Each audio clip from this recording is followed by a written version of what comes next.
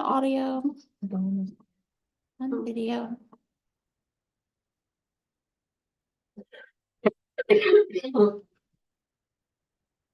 Good morning, everyone. Susan's video is not working. Okay, hold on a moment, everyone.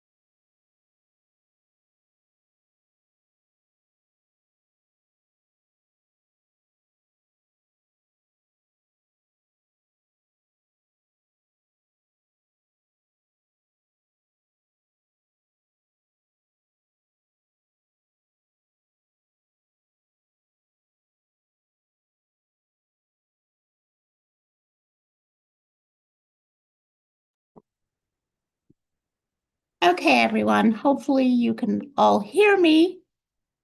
Okay, obviously not see me.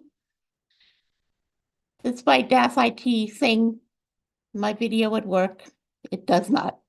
So we will simply proceed without you visually seeing me, but I can see all of you. We have the chat open. And so let's get started. Welcome, everyone. I appreciate you being here, hopefully for one of our last RAC meetings. We are going to start with a roll call. And so I will have Casey Fenstermaker in our office call roll really quickly. Okay. If you can just indicate whether or not you're here, that would be great. Adam Abplanel. Beth Woodard. Good afternoon here. Thank you. Brenda Sanchez.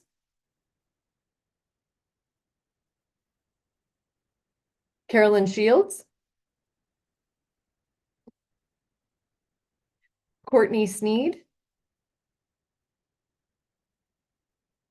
Chris O'Grady. Present. Thank you. Rogav Shan. Gabe Shepard. Hasina Wittenberg. Hasina is here. Yeah. Yep, I'm here. Sorry. Slow on the mute. It's okay, I gotcha. Jeb Bladine. Joe Barker. Speaking. Thank you. Corey Tate. Yes, I'm here. Thank you. Chris Wright. Liz Fouther Branch. She's here. Present. Thank you. Mallory Roberts. Matthew Call. Here. Thank you. Michelle Smith. Nancy Sandoval,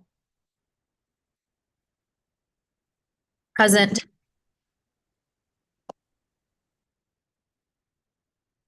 Rob Bobit. Present. Thank you. Sarah Zavala. Present. Thank you. Scott Winkles. Present. Thank you. Sherry Kinsey. Therese Holmstrom. Present. Thank you. And Tiffany Johnson. Present. Thank you very much. All right, before we move into the last tranche of rules, I thought we would have a brief discussion, see if anyone had any comments or thoughts they wanted to share on the rules from last week. I did get some comments in response to the survey. I got Rob, I got your email with the references to the legislation. But is there anyone else who would like to make any comments or add it?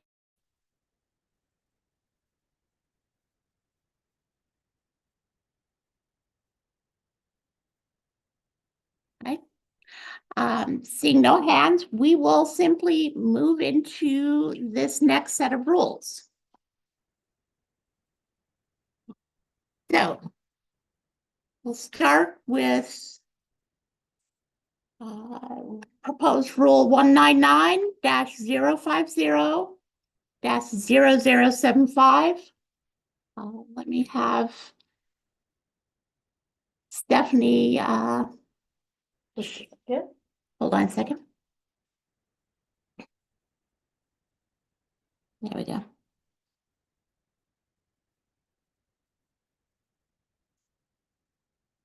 There we go. Okay, so 199-050-0075, complaints, dismissal for failure to satisfy ORS 19268.685.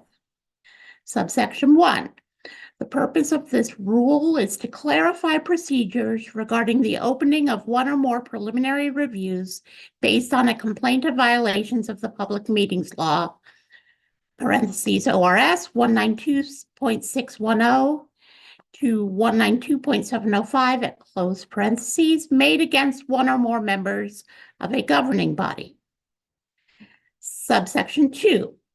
A complaint alleging violations of Public Meetings Law, parens ORS 192.610 to 192.705, close parens, that is filed with the Commission under ORS 192.685 will be construed as a complaint against the entirety of the governing body, and cases will be opened for each member of the governing body.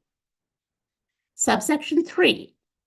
When a complaint involves the members of the governing body, the Commission hearing of the governing body members' cases will be consolidated at the preliminary review phase and investigative phase, unless one of the members of the governing body can show good cause why the cases should not be consolidated. At the conclusion of the preliminary review phase or investigative phase, the Commission will make individual determinations regarding the cases of each member of the governing body. Subsection 4. A complaint that is dismissed for failing to comply with the grievance requirements in ORS 192.685 is a procedural dismissal only. The dismissal does not prevent the Commission from taking up the matter on the Commission's own motion. The dismissal does not prohibit a new complaint from being considered based upon the same conduct alleged in the dismissed complaint, if the new complaint is based on a grievance that was timely submitted to the public body and that complied with these rules. Okay, so thoughts and comments on Rule 75 or questions? Go ahead, Rob. Thanks. My question is more of a question about sub 4. It seems like we're trying to do a couple of things in there. One is to say that dismissing one complaint doesn't necessarily dismiss another if that complaint satisfies the procedural requirements. That makes sense to me, but can you talk to me a little more about that second sentence? The dismissal does not prevent the commission from taking up the matter on the commission's own motion. I can see that kind of devolving into almost a second shot at it and putting the commission under pressure to do its own thing. How is that gonna work? It seems like almost an end run around the statutory limits, but I don't know. What's your thoughts on that?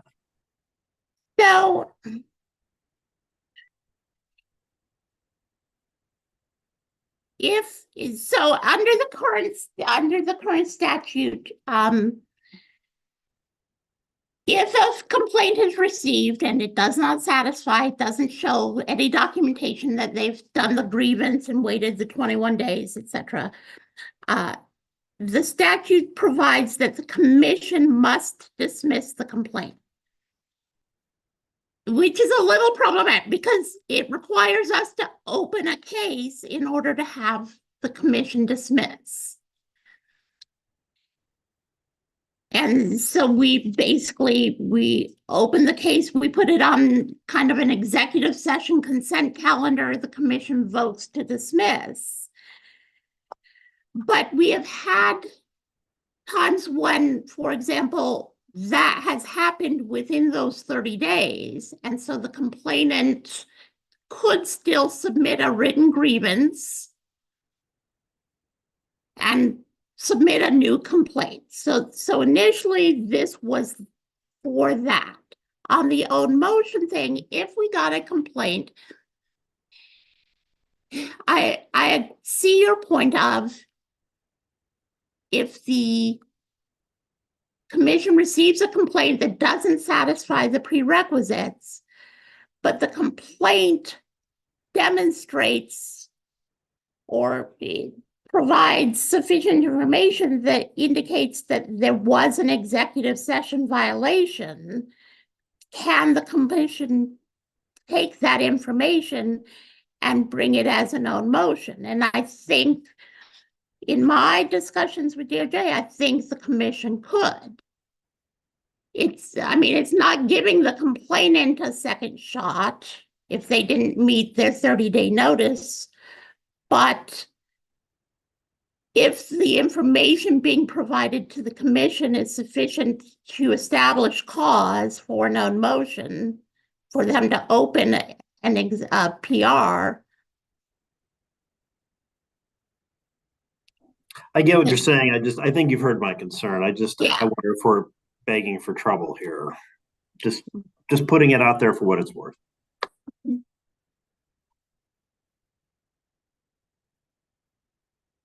Joe.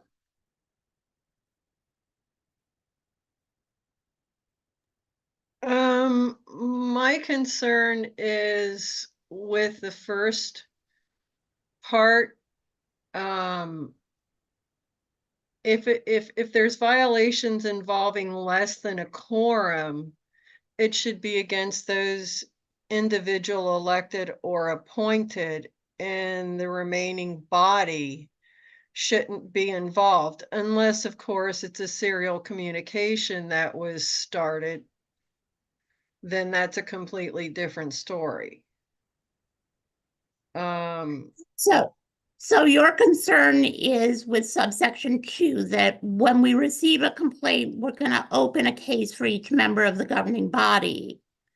Yeah, especially if it's only less than a quorum. If it's like 2 people that violated some rule, then, like, for example, if they were discussing how to do the budget document and the expenditures that they wanted to see versus waiting until the actual budget hearing, that would be a violation against those 2 members and not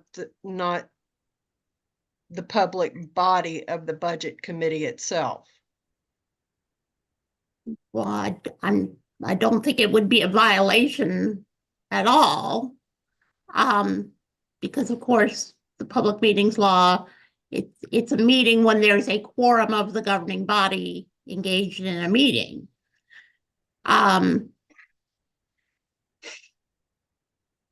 The dilemma, of course, is that we receive complaints against a governing body, and it is not always possible to tell at the initial stage of the complaint whether we can look and see if minutes are available online. We can look and see if there were governing body members absent who didn't participate. But at the case opening stage, we have limited ability to distinguish who was participating in the meeting where an alleged violation took place and who was not. Now, none of that then prevents during the preliminary review period, if there is indication, for example, if it's a serial meeting allegation, that it was these 3 people who were knowingly and intentionally engaging in some sort of serial communications, and the other 4 were not involved, then they will have different recommendations.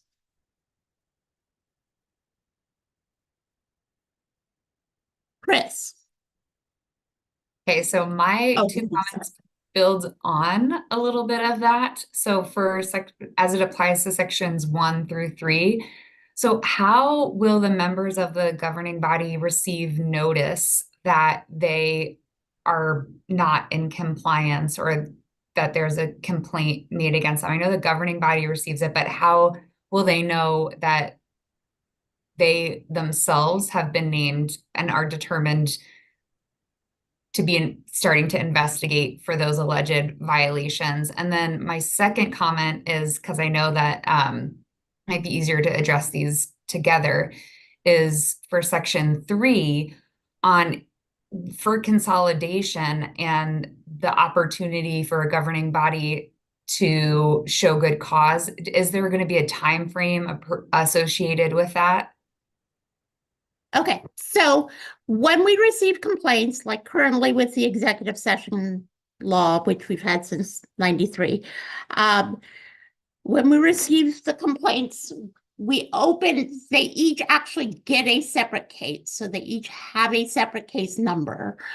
And a letter goes to the individual person saying, here is a copy of the complaint we've received, the allegations, all the documentation. Here's a letter explaining what our process is.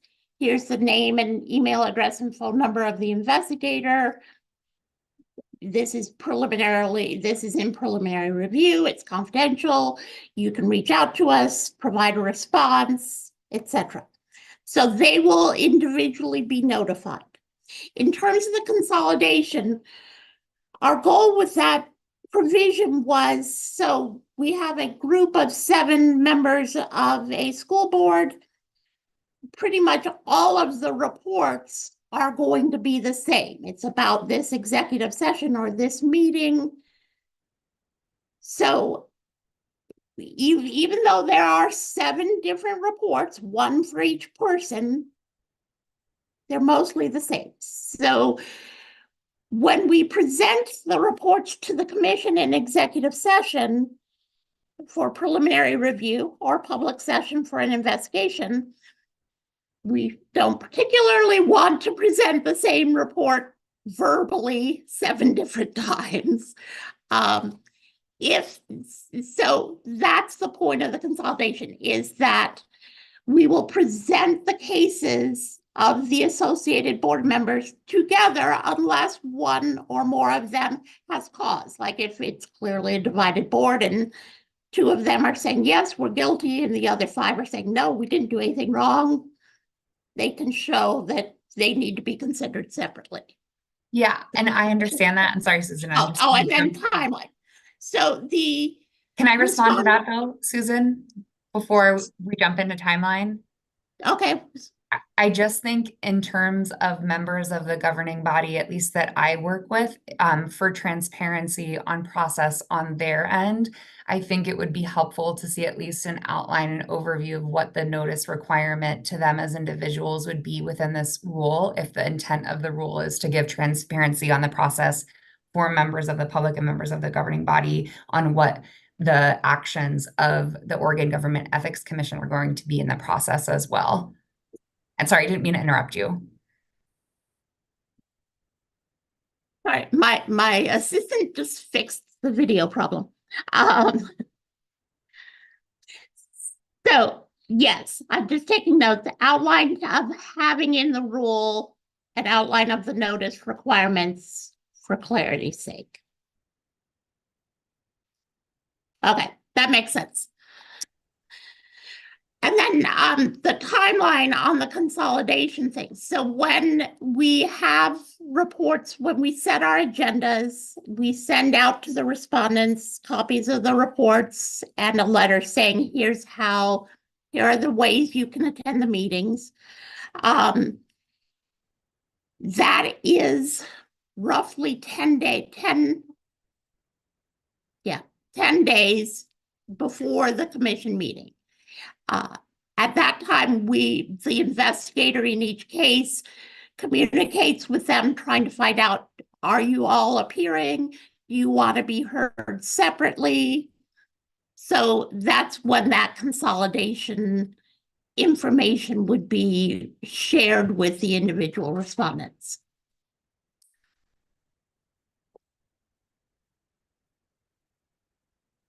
God. So I'm looking at number 2, and the way I read that is that the OGEC could get a complaint against 4 members. And I'm actually thinking of the incident that sort of spurred the bill in the first place, where you had 4 members of a school board who were meeting outside of a notice meeting. The other 3 knew nothing about it, but under 2, you would open cases against the other 3 members of that commission, of that board. Am I reading that correctly? I think yes. Because yeah, we can't go for that. You've got 3 members of a commission who you have no complaint against them. If the complaint was filed against the 4 who were engaged in the problematic behavior, telling those other 3 that they need to, you're opening a case on them is unreasonable, and they shouldn't have to do anything, especially if there's no complaint. You can have a counselor. If you, in the course of the investigation, you discover that there's other communications, then that's a different story. But opening a case on people you may not even have a complaint against, that's just beyond the pale in our mind. I think right. having them have to defend against the OGEC, take time when there's no, we can't get there. That's not reasonable for a volunteer public official. I see your dilemma. My dilemma in writing this, and it may need tweaking, is in an average case, I think in the case that spurred the bill, if we were only looking at the serial meeting question that was going on, I see your point. The case that we ended up having with the 7 members of that school board, it was an executive session case because that's all we had jurisdiction over at the time. Right. The complaint about the executive session is one where, yes, we opened individual cases for all members of the governing body who were present in that executive session. Who were present in the executive session, but not the members who weren't, correct? Well, I think all 7 were, but yes, normally in an executive session case, we open if it is clear that a member was not present, that they were absent. That's why we try to check those minutes if they're available. If it's clear that a member is absent, we will not open a case on that member. And so I see your point here in terms of this language needing to be tweaked for that. If it were as in your example where it's clear from the complaint that the complaint is alleging that only these 4 members were participating in an illegal meeting, would we open against, we should open against those 4 and not the 3 who there's no allegation that they participated. Yeah, opening a case absent allegation against an official is Right. That's incredibly problematic for us. Right. But if the allegation is the governing body violated public meetings law and the complaint isn't able to specify that member C didn't participate, I may not be able to make that determination until a case is opened.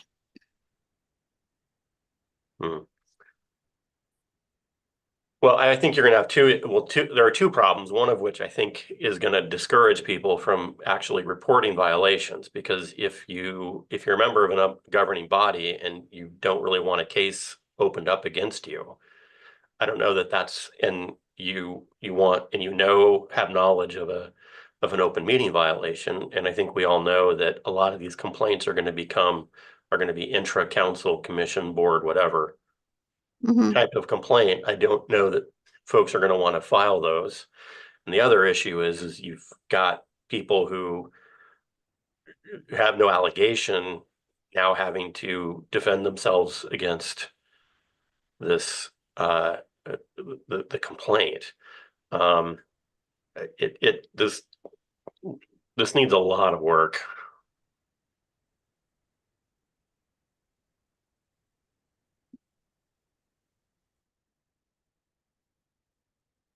Hey, Matthew.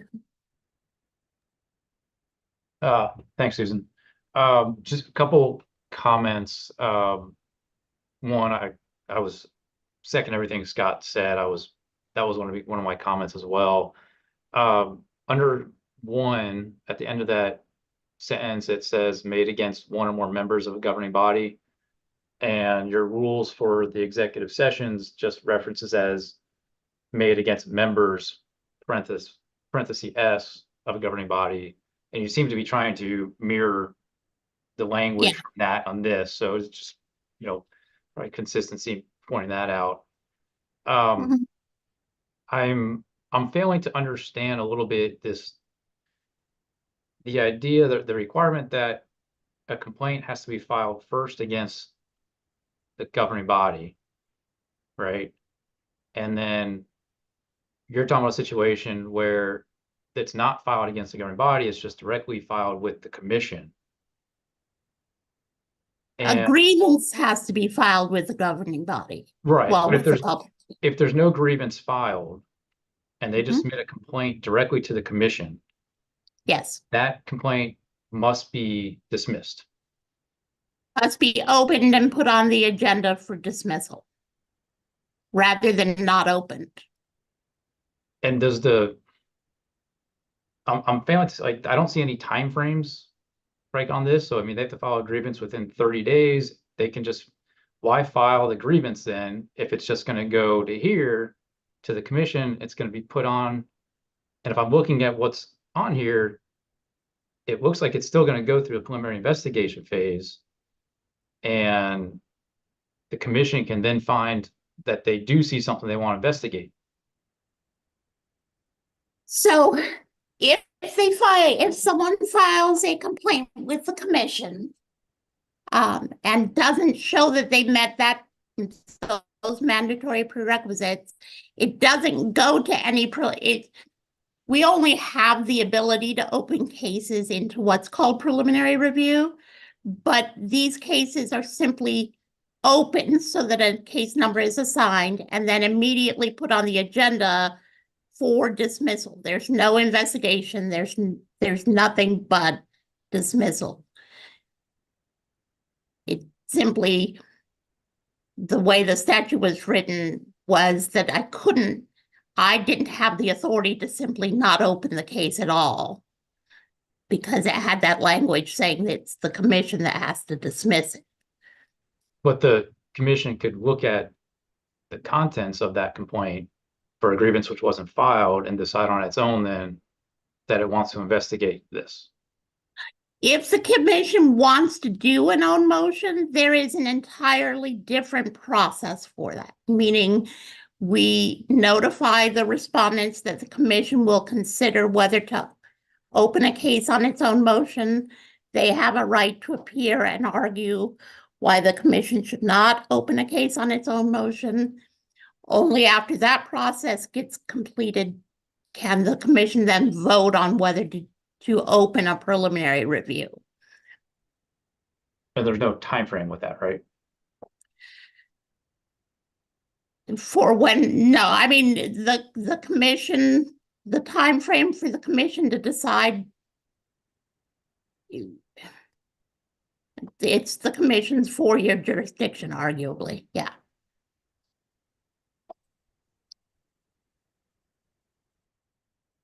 We do have some comments in the chat. Okay.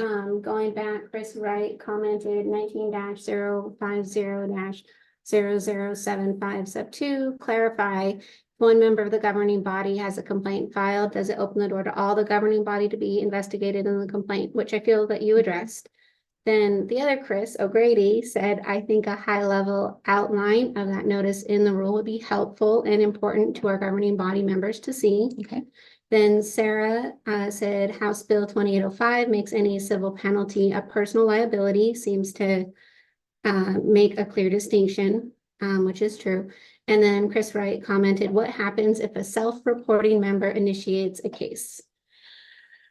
So to answer Chris Wright's question, if we have had, not often, but we have had cases where a member of a governing body initiates a self-reported complaint against themselves and their fellow governing body members. And we open cases against all members of the governing body, including the people who self-reported. Now, when we get to the penalty matrix at the end of today's rules, we will point out that self-reporting gets you some credit on the penalties. Okay, Therese.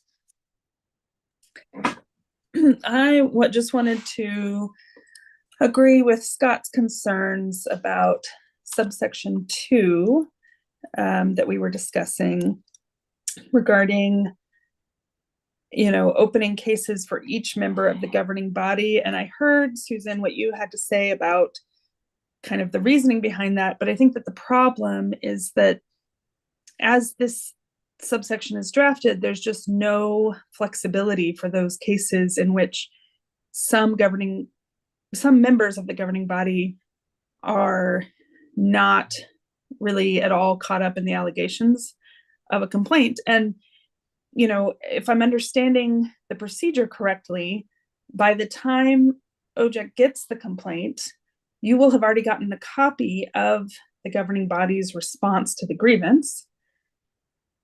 I mean, assuming everyone is following the rules. So then, it seems like you would be able to know relatively quickly whether it was all members that are alleged to have, even if the complaint itself isn't particularly clear, there might be more information in that response to the grievance. And I don't really see that, but I guess I just don't see any flexibility in this rule for times when we know it's only 4 members of the governing body. So I just wanted to kind of echo what Scott raised. And I think that's a valid point. Coming up with a way to allow that flexibility might be trickier, but I will continue working with DOJ on that language. And just to clarify for everyone, in terms of our timeline, when we receive a complaint, we have 2 days. So that's where it gets difficult to do sufficient research to figure out who's who and who's involved. It's not always possible in that 2-day period.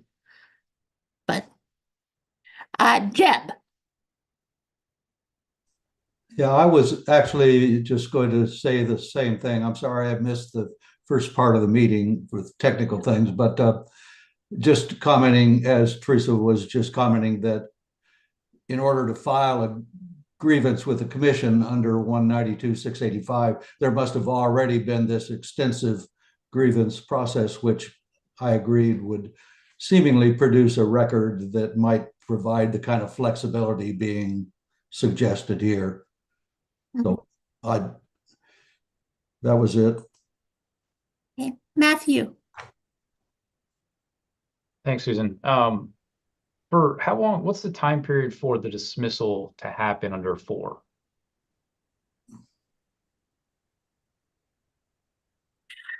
So it gets put on the agenda for the next commission meeting. So it would depend on, our meetings are every 6 to 8 weeks. So if the complaint was received after the after the meeting agenda of the last meeting, it gets held. We notify them that this complaint has been received. Didn't meet the prerequisites.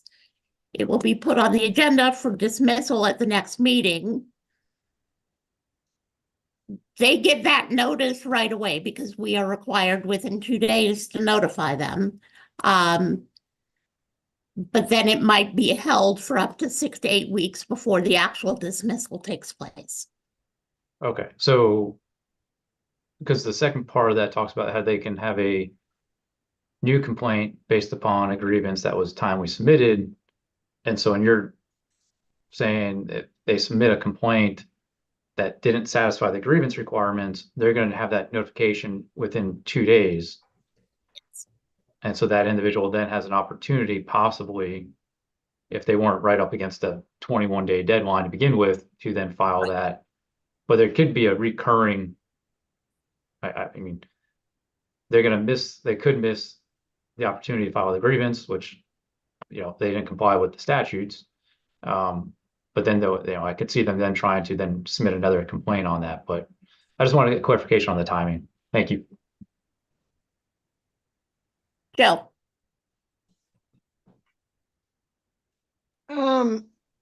Echoing Scott's concern, when you look at point 1, excuse me, when you look at point 1, the last part of the sentence, made against one or more members of the governing body, then you go into 2 and it says that all of the members of the governing body.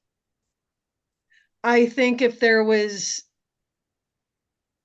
some sort of phrase in 2 that says maybe not all members of the governing body will come under investigation, or because you've already set the preference that under 1 that maybe not the complaint is for all of the governing body, but just 1 or 2 members. Right. I will work on that language in 2. Chris Wright had a comment. What is the cutoff date for a complaint to be included on the next meeting for OGEC? So if it's a complaint for dismissal, like one of these that didn't meet the grievances, the cutoff would be prior to when our meeting agenda goes out. So for example, our meeting agenda for the next meeting is going out tomorrow. The meeting book is being published tomorrow. So if we had got a complaint, arguably, if we got a complaint today and we sent the person notice saying your complaint was received, and we send the respondent the notice as well as the complainant saying complaint was received, it did not meet the prerequisites, it will be put on the agenda for dismissal. And we say what meeting it would be on the agenda for. Does that help?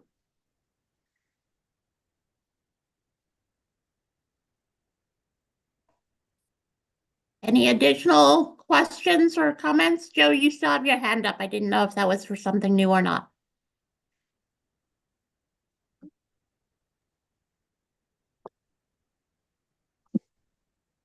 Okay, we will move on to the next rule. Okay.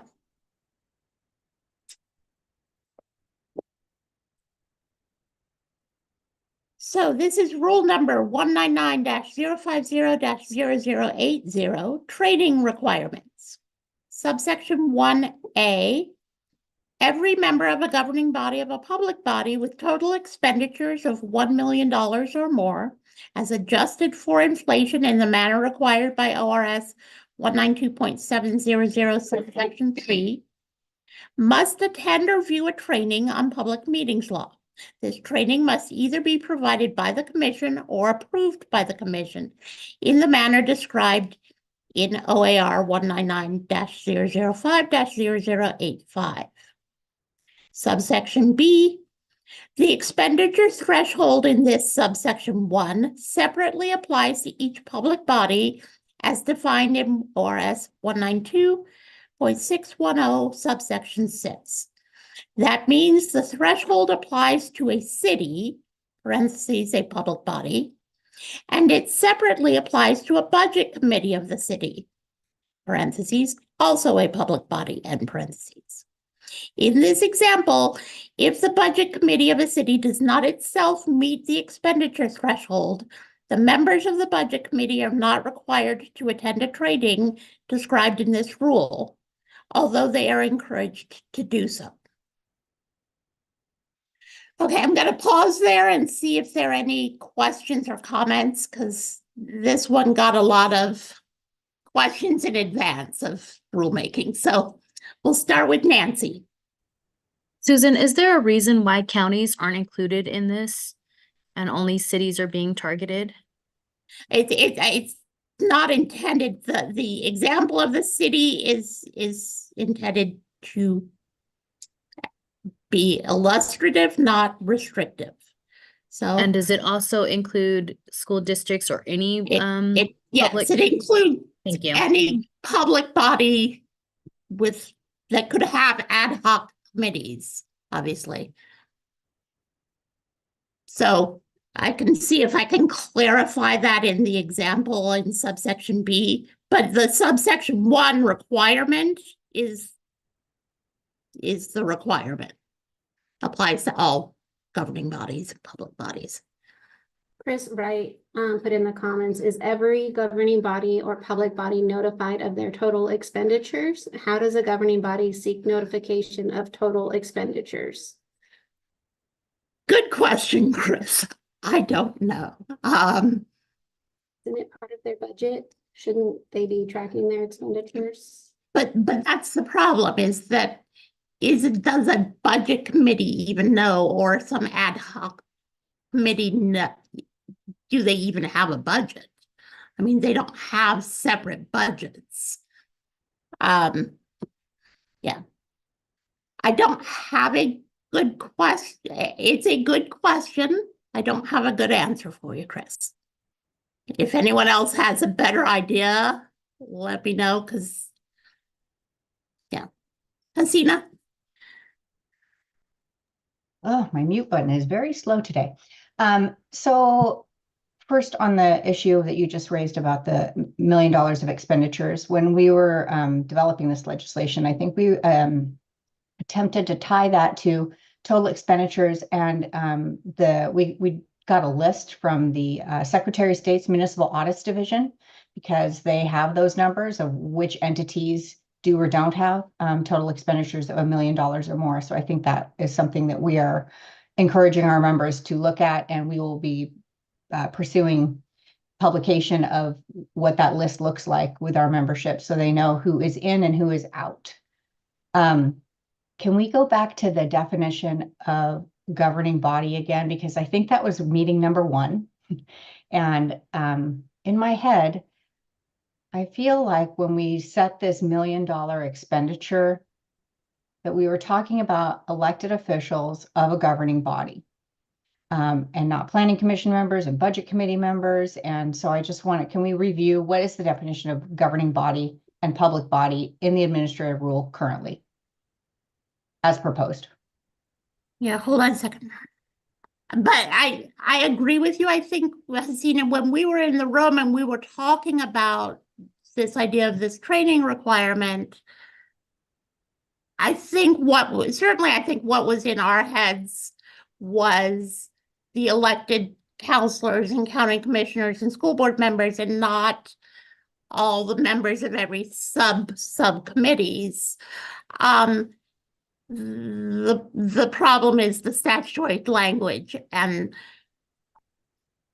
let me pull up, hold on a second.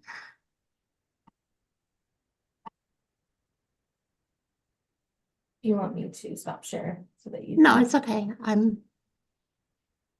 So then my question would be to the Ethics Commission if they would have any objections to LOC, OSBA, STIO, and AOC if we so pursue a statutory clarification that it really is the true elected members of the public body, city council members, special district board members, not the planning commission members, budget committee members, all of those folks.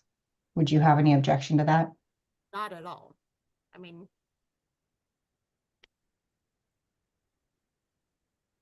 I think a clarification on that is badly needed. I'm Okay. also in favor of clarification on a bunch of other parts, but yeah.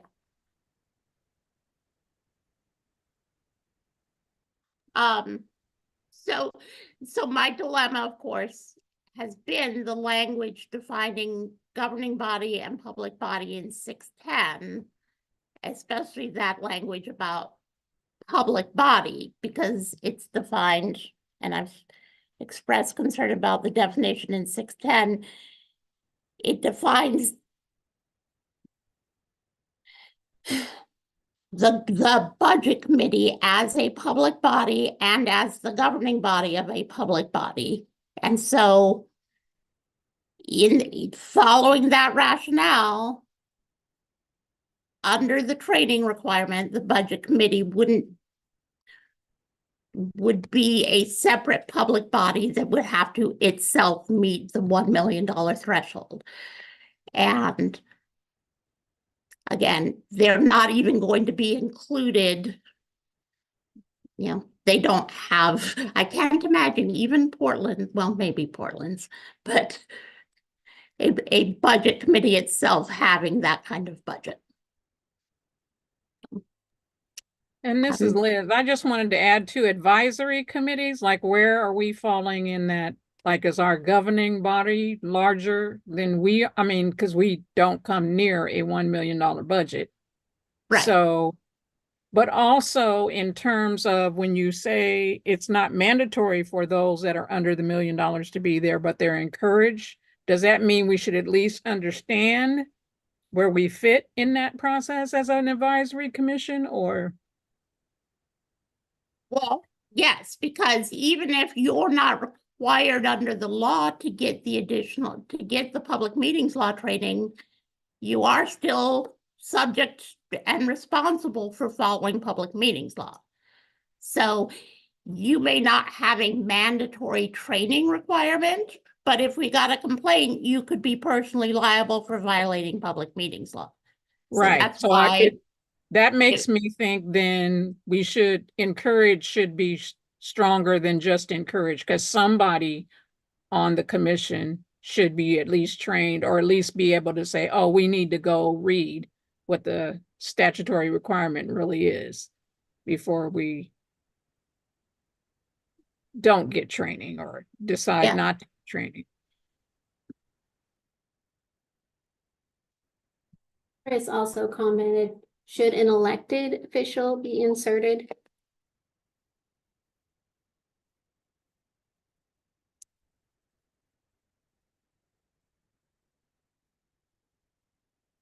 That's not a requirement. That was the language that Hasina and I were talking about, is that isn't what the statute says. The statute just says a governing body member of a public body with that meets the expenditure threshold.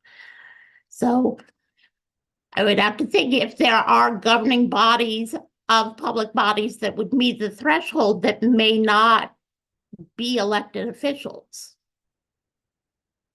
Probably not a lot, but there could be some.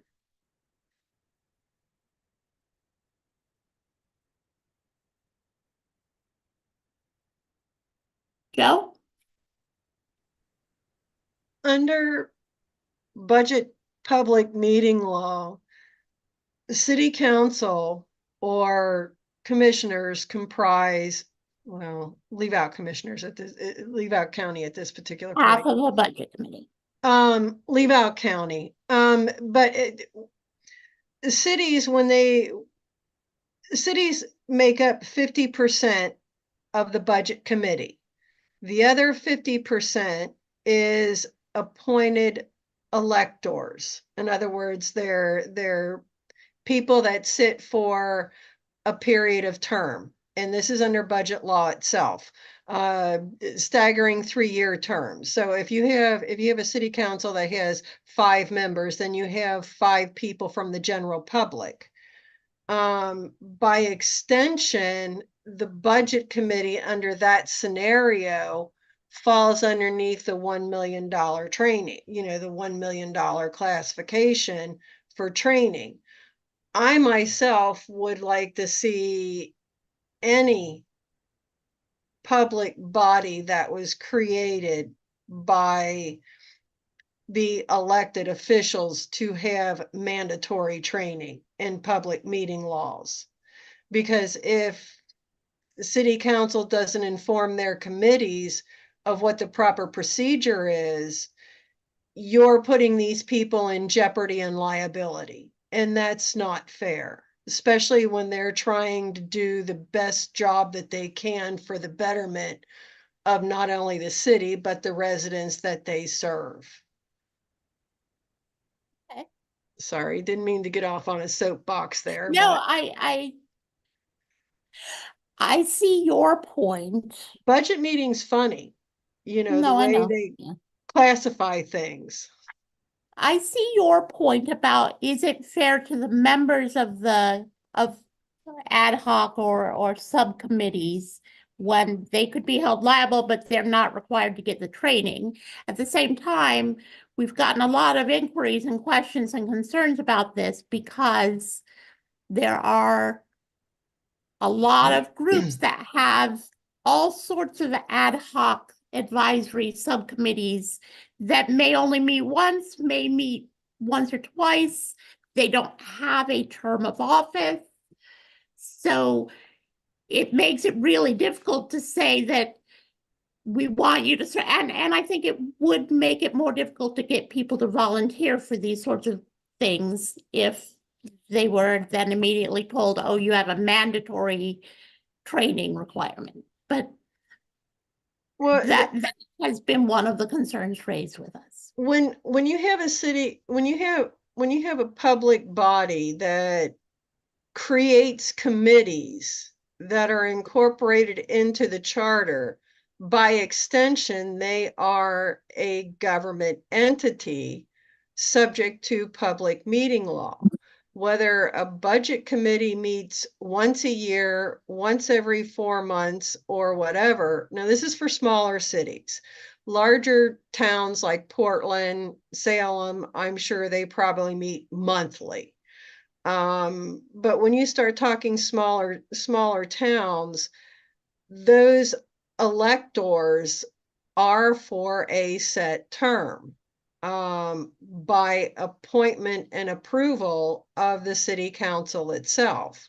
So, I've had budget committee electors come to me and say, is this notice right? So if they're asking me if the notice is right, there is concern as to whether the budget meeting was properly noticed.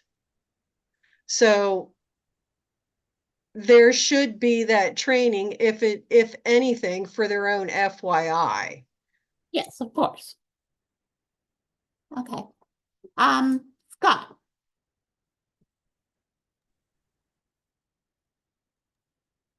Thank you. I have I don't have a question about the rule so much, although I do appreciate Hasina's comment on gaining clarification on who needs to be trained. Do we have any idea when DOJ is going to update the open meetings manual? Because that's really what you're operating off of for these cases. That's the training document, that's the guiding trading document for the state. And the last edition was updated in 2019. So I think we're all in a bit of a mess until we can get that, until DOJ decides what all this, what the training guidance is. I mean, we've been training to the handy standard for 8 years. So we're pretty sure our current class might actually meet the requirement that's on our YouTube channel, but that would just be something that we all should be asking for the new edition. I mean, it's not for new Games of Thrones or anything, but still. I don't disagree. So I am continuing conversations with DOJ on that and other, obviously on the rules. But certainly an update to the AG manual is badly needed. Jeb.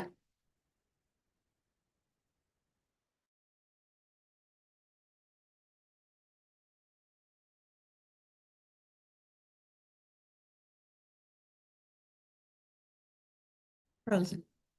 Oh, okay.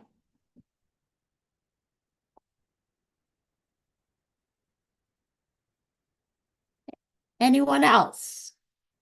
I believe Chris had a comment. Actually, I missed my chat again, sorry. And she said, when a governing body or public body member misses a training containing a physical location, do they have the right to go to the physical location at a later time, or would this be considered a violation not being in attendance with the governing body during the training?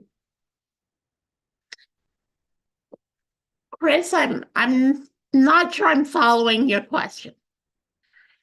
Is it so a governing body, say OGEC went out and was doing a training for a governing body and one of the members was absent? Is the question, can that member make up the training at a later date?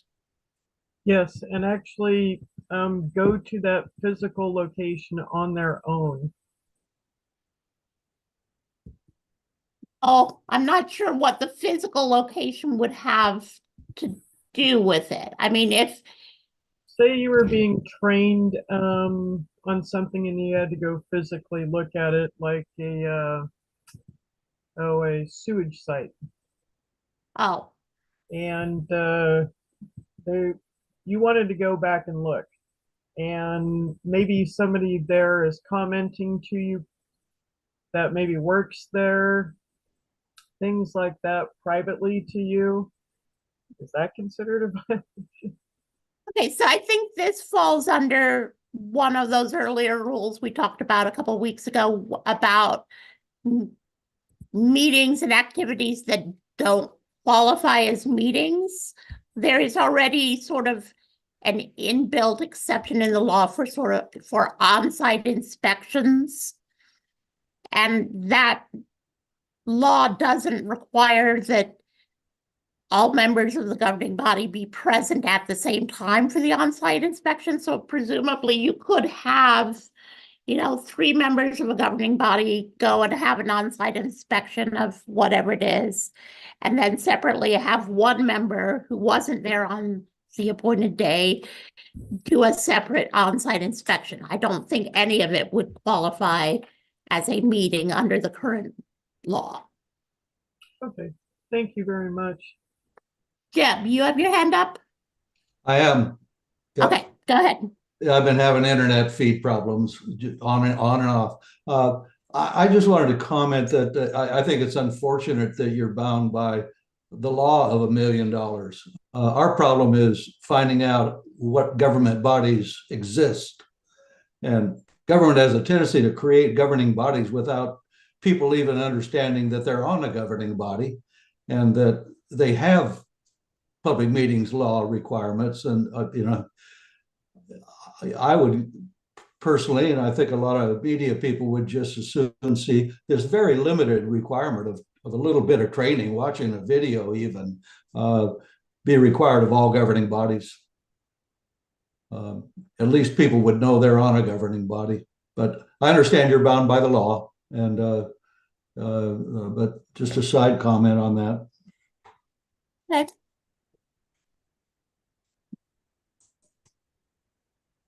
Any other comments on subsection 1? We've been at it for about an hour. Why don't we take a 10-minute break and then we will come back, okay?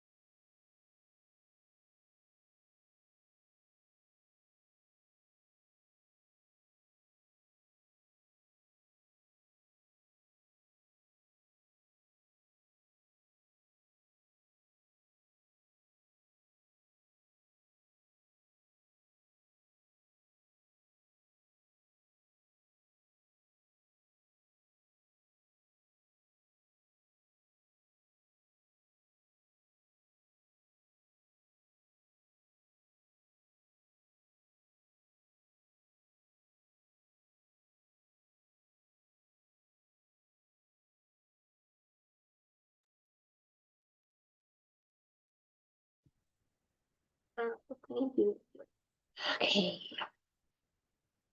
All right, hard to tell if all of you are back with us. Hopefully you are.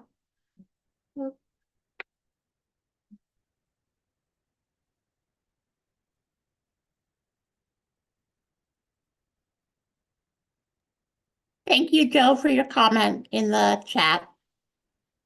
Yeah, and that's where the three-way agency thing comes in. You have to know the level in which you're operating. Like when you're reading county law and city law, the county is the governing body. Yeah. But and the city is the public body within the county. But when the city is in its own jurisdiction and creating its own laws for itself, it's the governing body. So it gets kind of weird, you know, Yes, and I agree. you know, and you got to know which level of chess you're playing on. Or as Scott would put it, what part of the Game of Thrones you're in. Yeah. So, okay, so hopefully everyone is back. I think you are. So I'm going to move on to subsection 2. So this is 199-050-0080 training requirements, subsection 2. Each member of a governing body of a public body that meets the expenditure threshold in subsection 1 must satisfy the training requirement at least once during their term in office. A person who serves on multiple governing bodies, each of which require the mandatory training, may attend a single training to satisfy the requirement in subsection 1, so long as the training occurs during each applicable term of office. Subsection 3, a member of a governing body who attends or views the training described in subsection 1 must receive from the training provider written documentation of their attendance. Such documentation must indicate the person's name, the governing body on which they serve, the training provider, and the date of the training. The person must maintain a record of this documentation for the entirety of their term of office and produce a copy of it to the commission on request. Scott. Is if they watch our training video, which is free to the public on our YouTube channel, and produce a screenshot of their viewing history of it, does that qualify? I mean, we don't do a lot of these trainings aren't going to be live. I would imagine OGEC was going to do a video as well.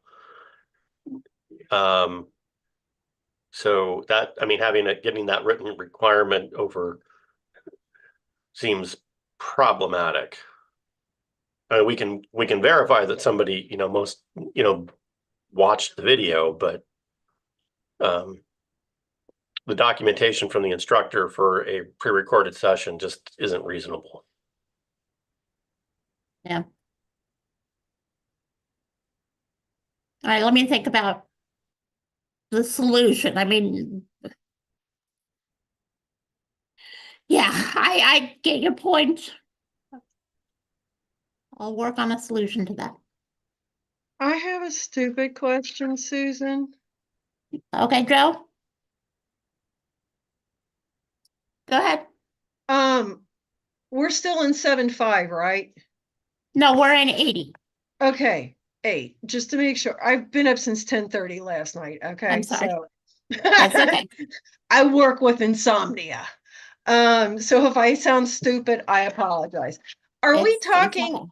each appointed or elected official has to meet the $1 million threshold before the mandatory training kicks in? The mandatory training is only going to apply to members of governing bodies of a public body that meets the threshold. Of and $1 public million. body may be the actual committee. So if you're a city councilor and your city has $1 million threshold, then yes, you are required to get the training. If you're on, a city planning commission and that, for the city of Shaniko, and it does not have $1 million budget, you are not required to get the training. You're encouraged, but not required. Okay, that's where it's confusing to me, because when I look at the opening 2 words, every member, and then you go on $1 million or more, that tells me that if a person is an actual business owner and they have $1 million threshold, they're required to take it. But if the governing body only has like 750,000 budget, nobody has to take it. Every member thing just to the messes public with me. body. I agree the language is awkward, but that's the statutory language. But the threshold, the $1 million threshold, is defining the public body. Okay, what if we move the every member to on point 1? Start the sentence out: a governing body of a public body with the total expenditures of 1 million or more, comma, every member, well, go through all of that, and then put something to the effect that every member has to take training, instead of making it sound like the member itself has to have $1 million threshold. I mean, you're doing a German thing here with the way you're putting your, and it might make a little bit more sense. Well, okay, Spanish does the same thing. Yeah, I'll look at it. Nancy. I had a question because this talks about taking the training once per term, but it doesn't give a deadline. So let's say that I was appointed January 1st and my deadline or my term expires December 31st. And I decide that I'm not going to take this training until December 30th. Then what? I'm technically not in violation of this, but I've waited until the entirety of my term to finally take it. What is going to happen to that person if they procrastinate that late? And are there going to be any repercussions to that? Because technically I'm still following the law. And you will have people that will push that boundary. Yes, yes, we will. You would have satisfied the law if you took the training on December 30th. That is the statutory requirement. That's not OGEC's preference, obviously, but that is the statutory requirement.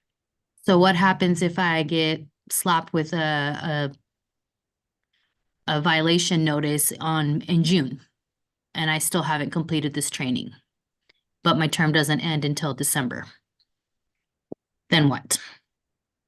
Are you going to hold me accountable at that point, or do I still have until the end of the year? You have until you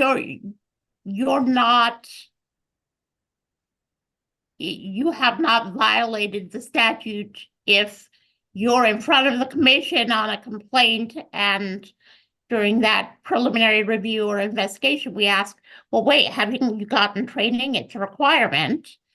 And you say you have not gotten that training yet, but you have until the end of your term.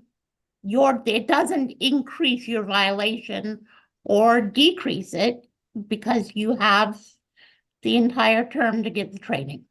I just think that sets us up for failure, and it kind of circumvents what we're trying to do here and should be reviewed again. Sorry. Yeah, and maybe this could be part of the discussion if Hasina, if special districts and LOC and whoever else wants to sort of revisit the language of the training requirement. Yeah, I think within like the first 90 days of your appointment or election or whatever you want to call it, you should be done with this training. Just because the whole point of this law is to ensure that our public officers, our elected officials are doing what and understand what they're supposed to be doing. So if they wait until the end of their term, there's going to be issues with that, Susan. Yeah. I agree. It ends up being kind of meaningless. Chris did make a related comment in the chat, right, saying, should training be required within the first 30 days of a term? I would argue maybe somewhere in between, like 30 might be a little tight in terms of, is the training accessible, available, etc. But yeah, I think that might be a possible change we might want to explore in the legislation. Jeb. I would tend to agree with Scott on the verification, Susan, because of the law puts the onus on the member to view or take the class, and the requirement that this be verified by the person presenting is an addition in this rule, but not necessarily required by the ORS. It seems to me that somebody ought to be able to view a sanctioned training and, you know, confirmed by sworn statement, however you wanted to, that they attended it. We put a lot of responsibility on those people, and they should be okay to confirm that they followed that rule. Okay, Matthew. Thanks, Susan. I guess just on that Nancy's point, and I think I heard you say that if there was a complaint against someone for violating the training requirement in June, but they have until December to do it, that the commission would review that in its preliminary review. But why would it ever, and that the person could explain why they haven't done something, but why would it ever get to that point? It seems like this would be something similar to before we're talking about, with something that a complaint that hasn't followed the grievance procedure. There's no violation because they have their full term to do that. So I wouldn't think you would want to bring someone and have to defend themselves for that. That wasn't what I meant. I was Okay. that in the course, we have an ongoing preliminary review of whatever the complaint was.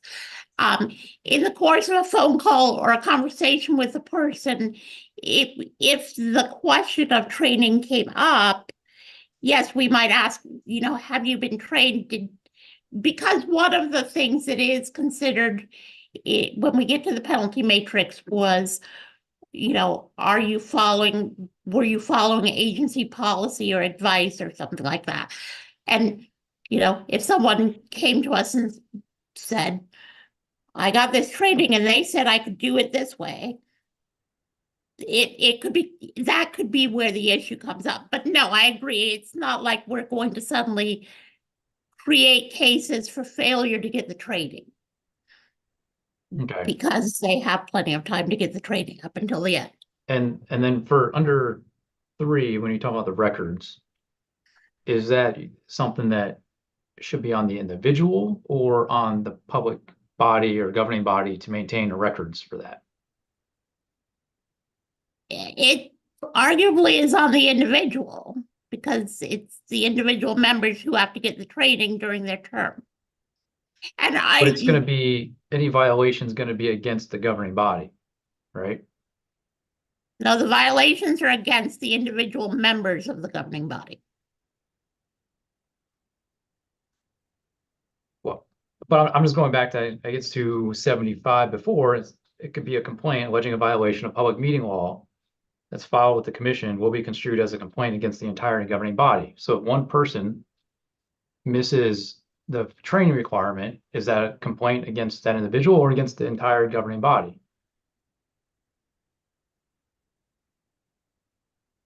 It would, yes, that may be a factor in favor of rephrasing subsection 2 of 75. I mean, yeah, I don't think it should be against the governing body for that. No, violation. it's against the individual. But, okay.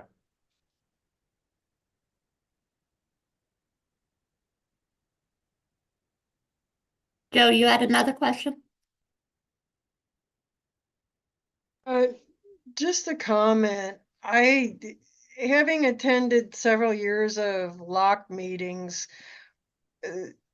for the various areas, there wasn't one region that did not state, we need more training. We need more public meetings law training. I would hope Scott would want to support that aspect of having a mandatory yearly training criteria. Whether it be watching a video online offered through the ethics or, you know, some type of verification through LOC and its videos. But mandatory public meeting law is definitely a must and a necessary evil, so to speak, but it makes the person better. Scott?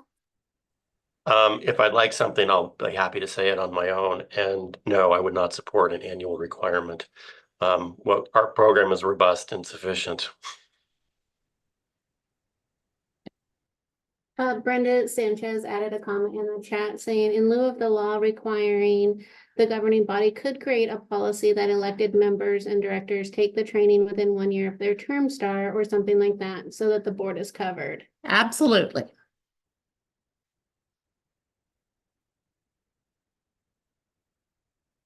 Okay, any last comments on 0080?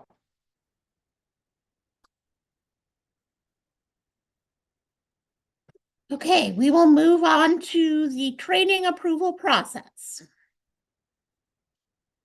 So this is 199-050-0085 training approval process. Subsection 1. The commission may delegate the preparation and presentation of public meetings law trainings required under ORS 192-700 to another organization. A training provided by an entity other than the commission does not satisfy the requirements of ORS 192-700 unless the commission has approved the content of the training prior to the presentation of the training. Subsection 2. Approval of delegated training shall be issued by the executive director and shall be available on the commission's website so that any person may verify that the training has been approved. Subsection 3. The commission's approval of an organization's training will expire 1 year from the date of approval. Organizations will need to resubmit the training or submit new training for approval annually. Subsection 4. An organization that provides approved training must maintain a record of the public officials who receive the training and provide a copy of it to the commission on request. The record of such training must indicate the public official's name, the governing body on which they serve, the training provider, and the date of the training. Subsection 5. An organization seeking commission approval of its training must submit a request using the form available on the commission's website no less than 30 days prior to the presentation of the training. The organization must provide copies of all training resources applicable to the training presentation, such as slides, handouts, narratives, and recordings, to the commission for its review. Subsection 6. The commission will review the training content for accuracy to ensure that the training includes all substantive requirements of the public meetings law and best practices for ensuring compliance with the public meetings law. The commission will make available on its website the rubric by which it will evaluate whether or not a training meets these requirements. Okay. Scott. You can probably predict what I'm going to say next, but I'll go through it anyway, just so we have it on the record. We make our training widely available, so it is accessible and convenient to our members. It's publicly available. We understand that even non-city officials use our training materials. There's just no way we could keep track of everybody who would watch it. I think a system where a non-cumbersome cumbersome system where the official demonstrates that they watched it through, their viewing history on YouTube, or maybe a group watching event at a council meeting or something like that, should suffice. But there's no way that we could do that and meet our objective of having widely and free and accessible training. Okay.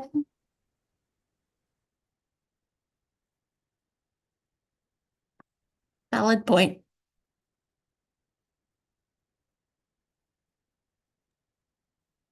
Anyone else? Obviously, and this is in the law, and so I didn't put it in the rules for once. But for those of you who are here and who represent state agencies, the mandatory training requirements do not apply to state agencies. Not that that doesn't mean state agencies don't need to get training. They do, but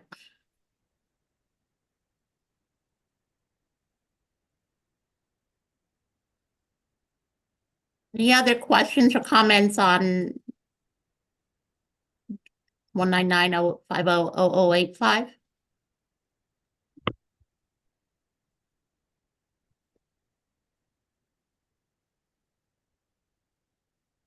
Joe? So I'm to understand that 0085 is now making it mandatory for yearly training? No. The law, what it is saying is that an organization that wants to have its training approved by us needs to every year submit the training for review. Okay. I still think that there should be a hook that all elected or appointed should take a yearly training refresher.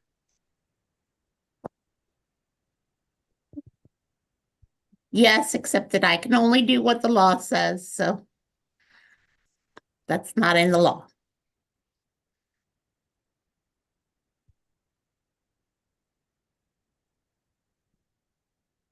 Okay, then we will move on, and I have a update to an existing rule and an addition to a rule in Division 40, which are our rules on executive session laws. So, I hope somebody does something. Okay, so we will start with the update to an existing rule. The rule is 199-040-0027, employment of a public officer, employee, staff member, or individual agent under ORS 192.660, subsection 2A, and compliance with ORS 192.660, subsection 7D. So,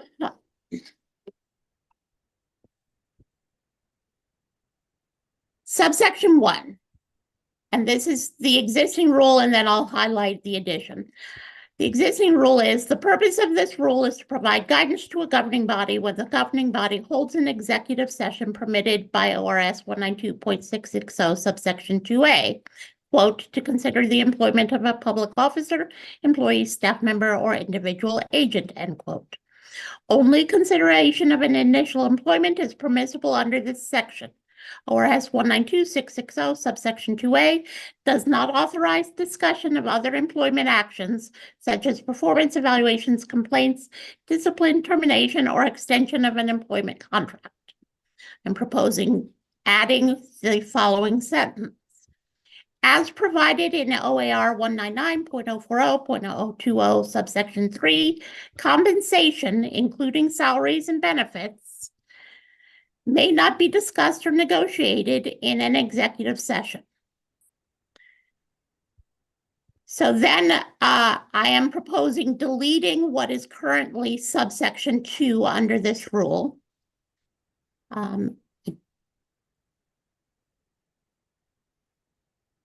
and replacing it with the following. Don't think I have to read the entire deleted section. So the proposed new subsection 2 provides to Chief Executive Officer, before a governing body convenes an executive session to consider initial employment of a Chief Executive Officer under ORS 192660 subsection 2A, the governing body must A, advertise the vacancy, B, adopt regular hiring procedures, C, offer the public an opportunity to comment on the employment of the Chief Executive Officer, and D, have adopted hiring standards, criteria, and policy directives in meetings open to the public in which the public has had the opportunity to comment on the standards, criteria, and policy directives. 3, other public officers. Before a governing body convenes an executive session to consider initial employment of a public officer under ORS 192660 2A, the governing body must A, advertise the vacancy, B, adopt regular hiring procedures, and C, offer the public an opportunity to comment on the employment of the public officer. Then I have what is subsection D. I think that is a mistake. It should be a separate section. The prerequisite in subsections 2 and 3 to offer the public an opportunity to comment on the employment of the officer means that the governing body must provide the public with an opportunity to comment on the filling of the public officer's position. It does not require that the public be given an opportunity to comment on the named candidates for the position before the executive session is held. For employees and staff members, before a governing body convenes an executive session to consider the initial employment of an employee or staff member under ORS 192660 subsection 2A, the governing body must A, advertise the vacancy, and B, adopt regular hiring procedures. And then subsection 5 is the existing rule. When a governing body convenes an executive session to consider employment of an individual agent under 192660 subsection 2A, the agent must be an individual person. Some examples include an attorney, an accountant, or another individual who would perform services on behalf of the public body in the capacity of an agent, even if the prospective individual agent works for a larger firm or company. A firm or business entity that consists of one or more persons is not an individual agent, and a governing body shall not consider the employment of a firm or entity in executive session under ORS 192.660 2A. It is not required that the governing body fulfill the prerequisites listed in ORS 192.660 subsection 7D when considering the employment of an individual agent in executive session under 192.660 2A. Okay, catch my breath. The reason for my proposed changes to the existing rule is we get far too many cases and complaints about holding exec sessions under subsection 2A and whether the governing bodies are meeting the prerequisites in subsection 7D. And there are routinely a lot of questions raised about, well, do all 4 of the subsections in 7D apply? Well, what if I'm this type of public official? What if I'm that type of? So by breaking it out the way I have here, I don't disagree that there is a lot of redundancy, but what I'm trying to clarify for people is which of those provisions in 7D are they required to meet before they can hold an executive session for the type of hiring that they're doing? Thoughts or questions?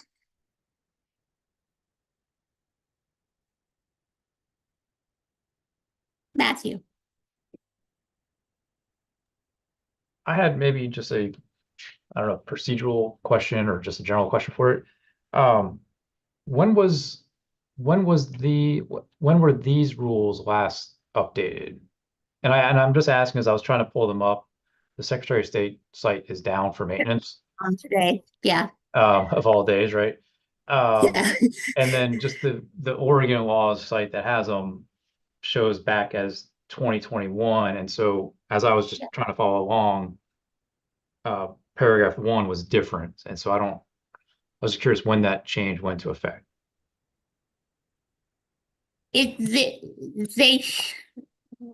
Okay, I need to double check. I thought the only change I had made to paragraph 1 was that last addition of the last sentence. But I will double check because they have not been updated since 21. Yeah, because what I see on here was it's basically just the first sentence that ends after the individual agent apostrophe and then starts only consideration. That's not here. And then it has a different paragraph 2. So there, I mean, there's several differences here. So I was just curious, maybe someone else knows that. Rob, maybe you have an answer or not. Sorry. I will figure that out and get back to you, Matthew. I want to make sure I am updating the most recent version, so I will double check. Go ahead, Rob. I also don't have access, so I can't answer the question, but I do have my own separate question. Okay, go ahead.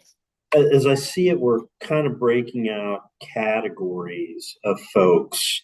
We got CEOs, and then we have other public officers, and then we have employees and staff members. I guess I'm not really certain, maybe you can point it out, maybe we haven't got to it yet, what the difference between a public officer and a public employee is. A very good question. I have had that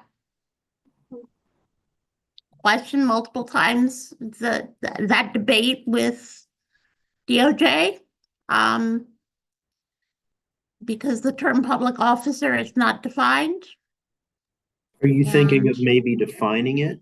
So, because I guess my struggle with the rules, if we're gonna do this, which I'm not sure I want you to do, but if we're gonna do this and break these things out formally into different subsections and then have different, we probably ought to think about trying to point people to what they should be complying with. Otherwise, they're just guessing as to whether someone's a public officer or a public employee. I'm not suggesting I know what the difference is, but you're creating now a breakout and with different standards that apply. And so I just don't want to leave people in limbo.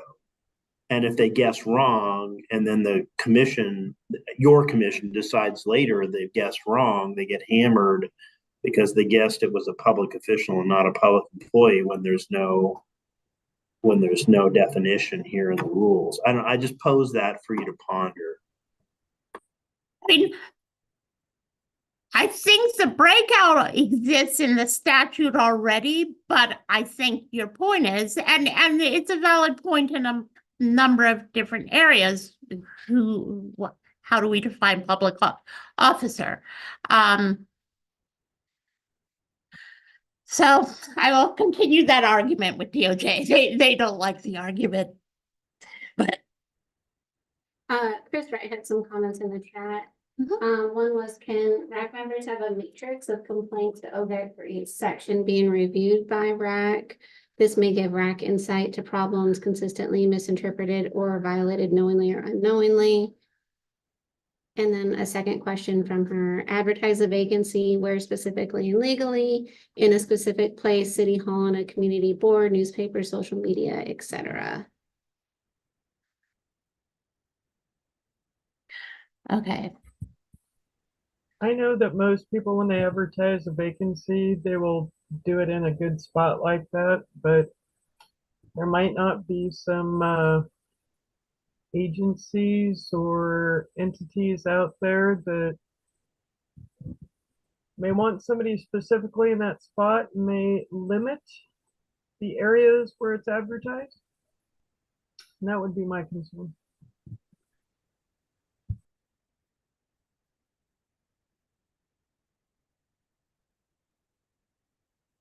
Just writing myself a note here. The question is, do we want the rule to be so specific as to say, advertise, how they advertise it? I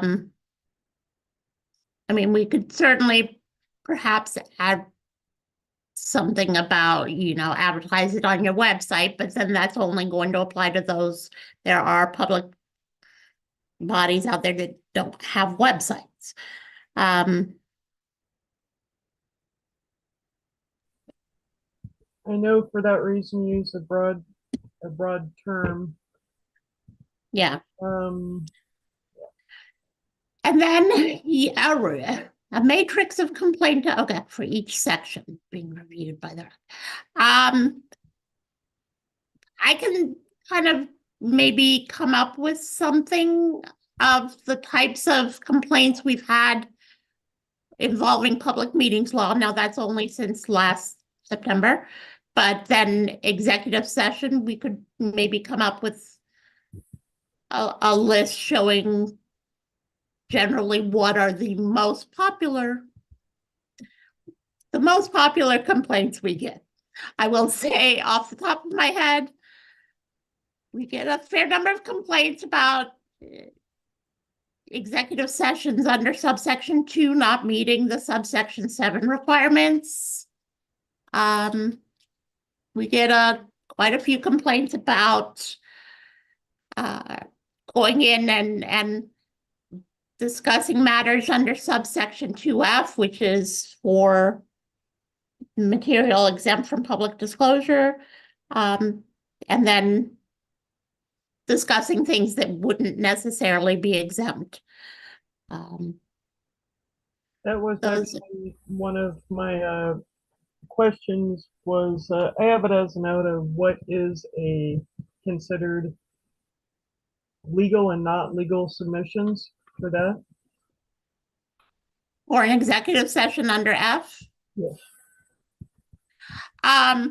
So under F, it needs to qualify as a record. They have to be discussing a record or information from a record that is exempt by law from public disclosure. So it needs to be a record that is identified as exempt in 192.345 or 355, or by another identifiable law making it exempt from public disclosure. Thank you. All right, Joe, did you have something else to add? There you are.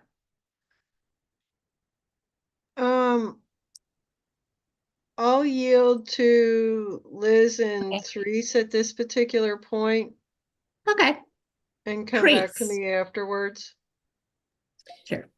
I wanted to kind of piggyback on the concern that Rob raised about the lack of definitions for these terms. I mean, I realize that that's already for the terms chief executive officer, public officer versus employee or staff member. And I know that those terms are already in the statute and they're not defined, so this confusion already exists. But just looking at the changes that you're proposing to the rule, I don't think it, for me, and I definitely agree with you, Susan, I get a lot of questions about this on my end, about executive sessions under this specific statute. I don't see these changes to the rule clarifying any of the confusion that already exists. And I almost wonder if it would make it more confusing to break it up into categories when we don't have definitions for those categories. I mean, I see what you were trying to do. I just think that it might make it more confusing if we don't have a definition.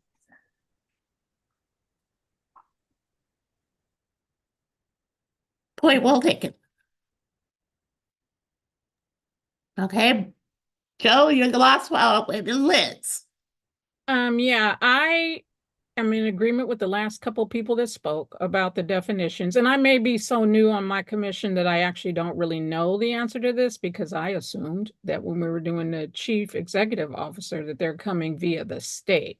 So are there commissions where they don't really do the hiring, or should we be having some sort of input that I'm not understanding when they do the hiring for? It varies widely in what I have seen of whether, if you have a state agency hiring its chief executive officer, a state board or commission hiring its chief executive officer, they should presumably be doing it under subsection 2A and meeting all of the sorry, I was reading in the chats. I apologize. So meeting all of the prerequisites, but there could be, because this rule applies to every public body and every governing body out there, there could be, cities or districts that are hiring in a different manner, where you don't have to do it in an executive session, where their charter allows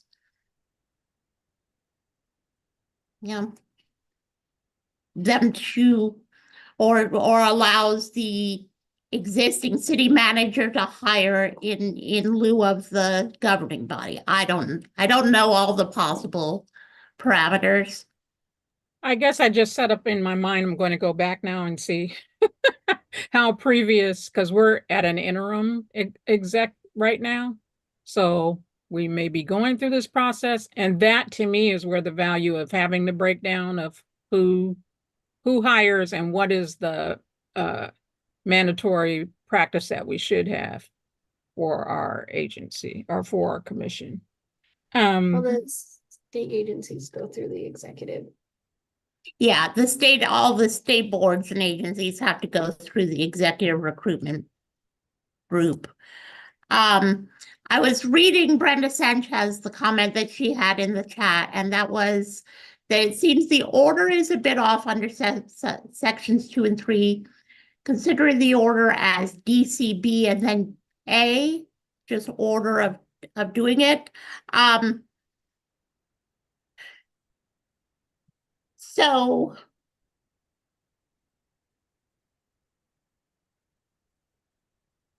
yes, the order is the way it is in the statute, but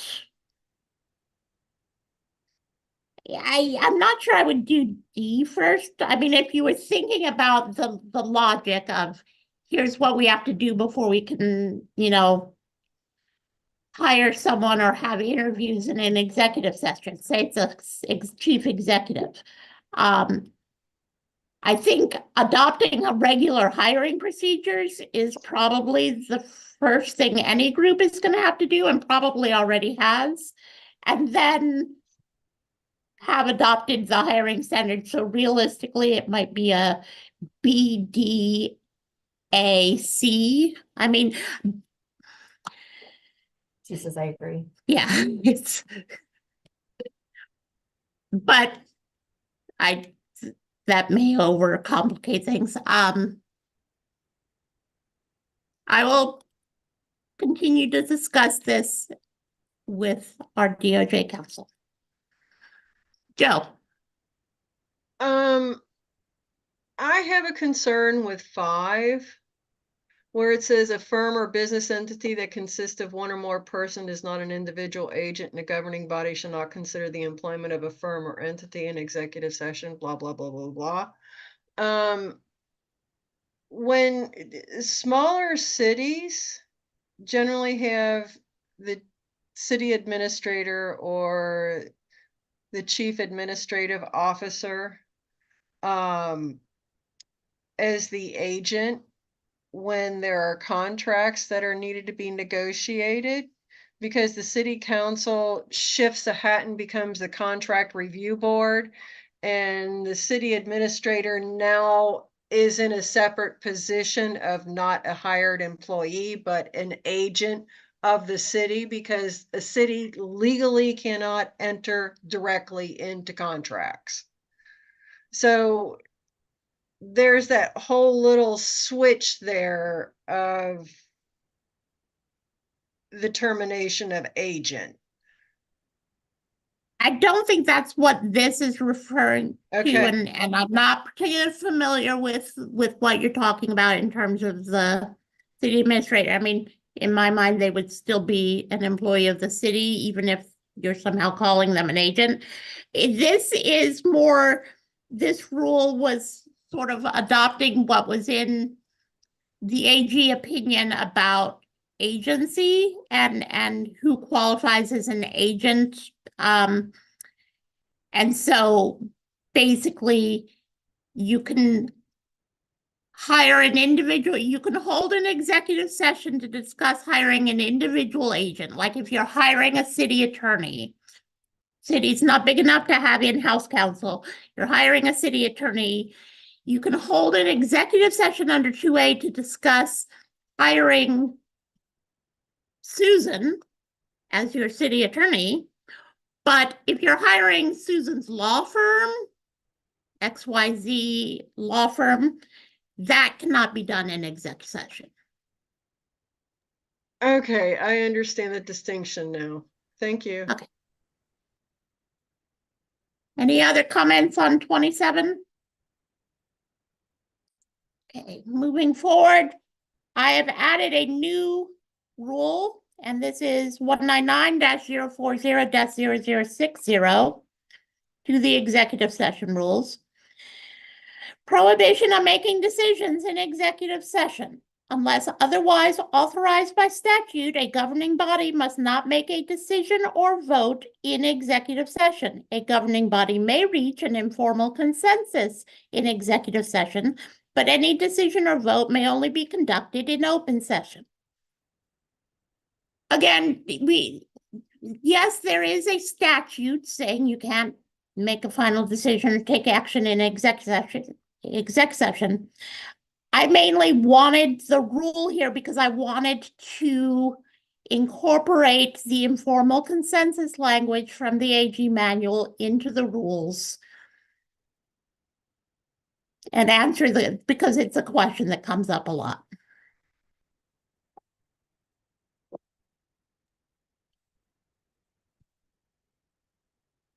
Did you see Jeb's question in the chat? Did you send him? I think you might have sent it just to you. Oh, okay. Oh, yeah, it was a direct. Jeb, he's struggling to find a copy of today's rules. Okay.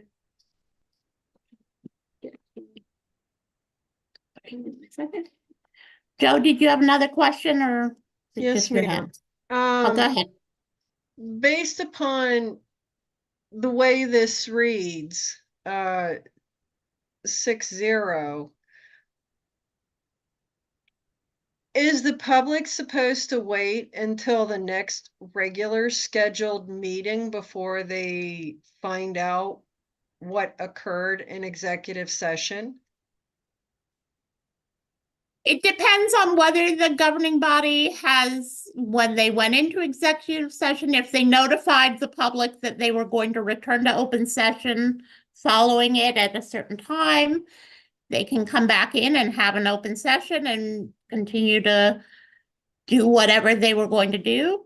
But they're not required to make a decision at that very same public meeting. They could have a decision at the next meeting, or depending on the complexity of the issue, could be months or so Okay. down the line. All right.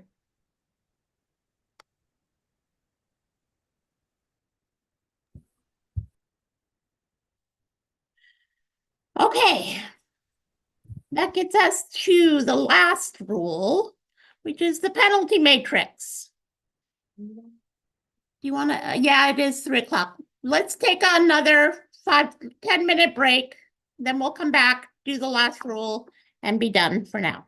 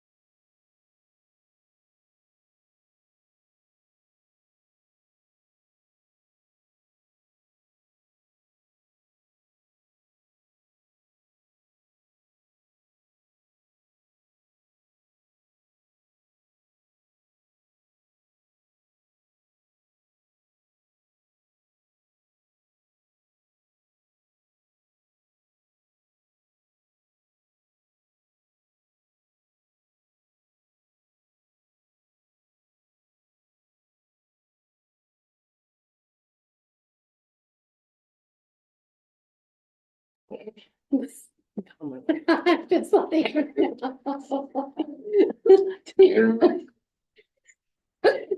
Your camera's not on.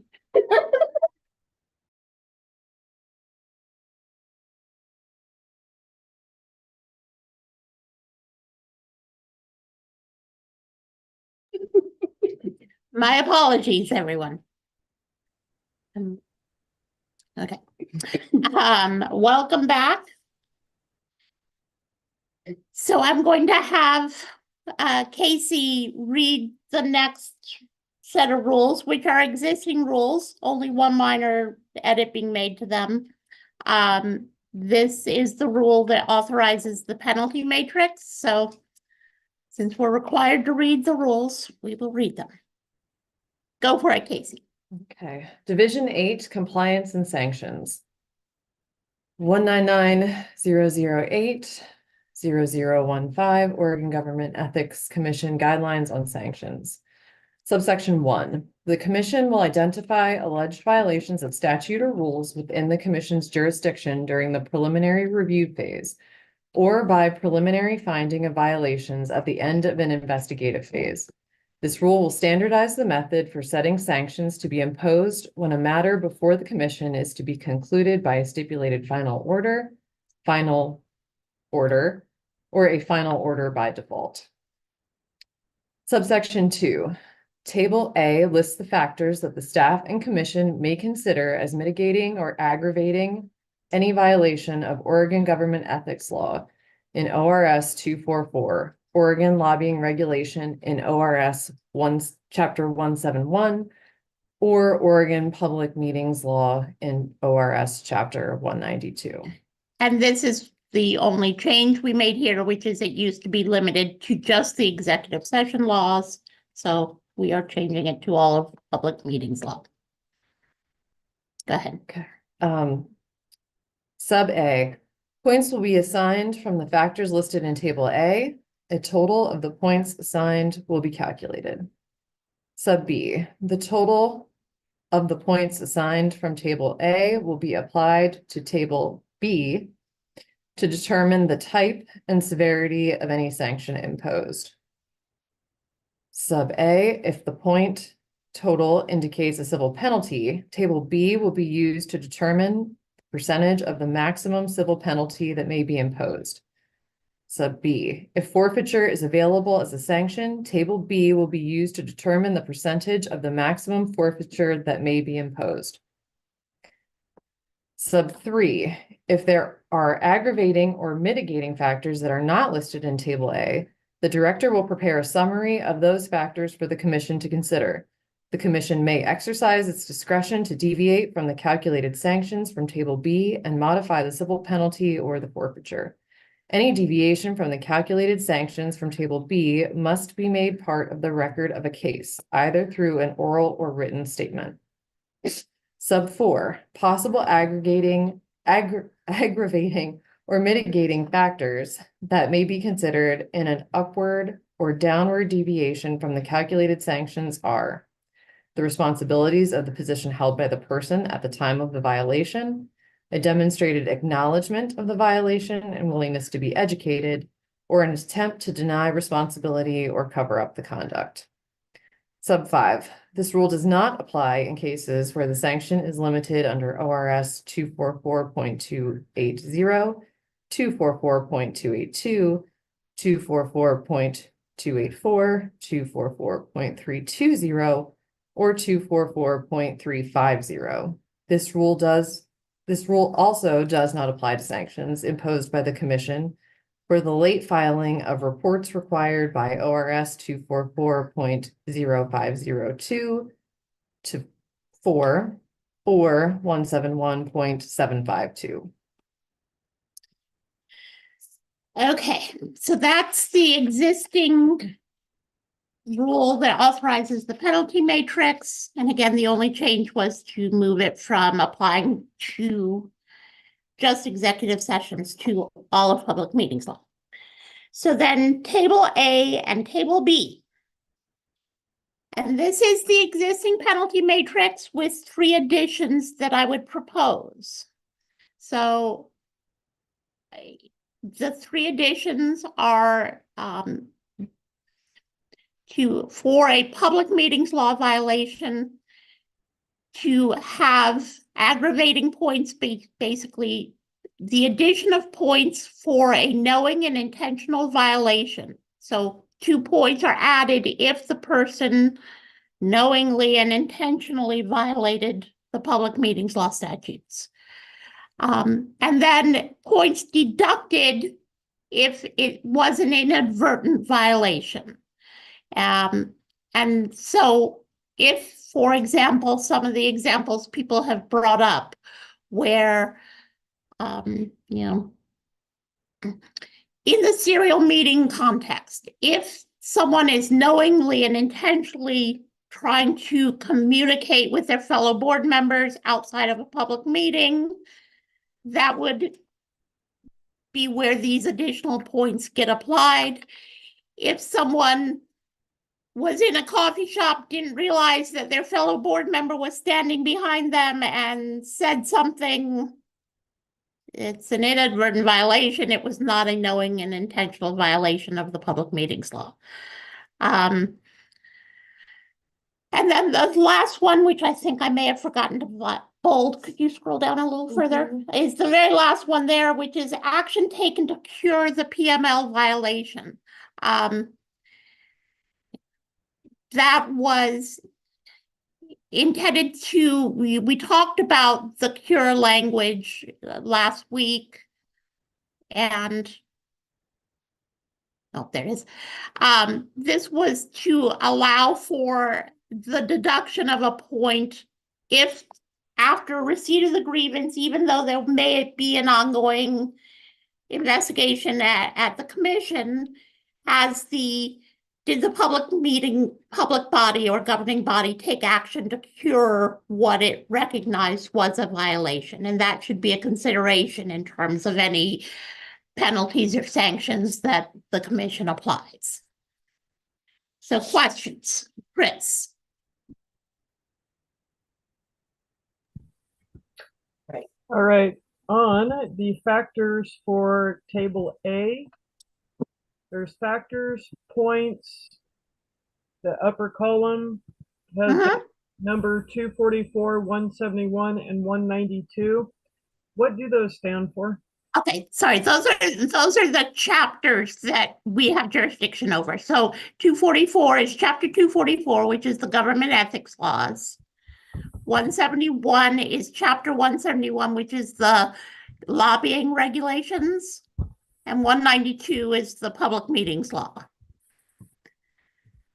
Thank you very much for that clarification. Sorry. And so to walk you through, this might help. So to walk through how this matrix gets used. At the end of a case, if we have all the information, sometimes during an investigation, if not afterwards, we will propose a stipulated final order, or at the end of the case, if it's a default final order, we run the case through the matrix. And the idea of this is to provide some uniformity and consistency in how sanctions and penalties are imposed. So the number of violations is, in the case, how many statutes has this person violated? An equivalent action is, you know, they violated the statute this time, but there were these additional times, but they're all related to the same action. We're not going to treat each as a separate violation. We will treat, so if, I think the best example, you know, if a public employee used a city-owned vehicle for personal use, okay, it's one violation of the prohibited use of office. If they use the city truck or city vehicle to commute or to go on vacation or whatever it is, then each additional time they use the city vehicle outside of policy, outside of authorization, it's an equivalent action. Prior violations are violations before the Ethics Commission. Financial benefit is primarily would only apply to the ethics statutes. It would only apply to the ethics statutes. Length of time, obviously criminal conviction is only going to apply. So not everything will apply to the different types of statutes. The 3 new line items I've added here are really only going to apply to the public meetings law statutes. One would argue knowing and intentional violations would apply to 244. I understand that that is an argument, but I'm not adding that now. Okay. So, Chris, you had a follow-up question? Sorry, you muted. No, I did not have a follow-up. Well, okay, not on this matrix, next one. Thank you. Can you scroll down? Do you want me to? You on that one? Yeah, I was just, can you clarify between civil violation and forfeiture? So, for a public meetings law violation, the statute provides for a civil penalty of up to $1,000 per violation. That is the maximum civil penalty for a public meetings law violation.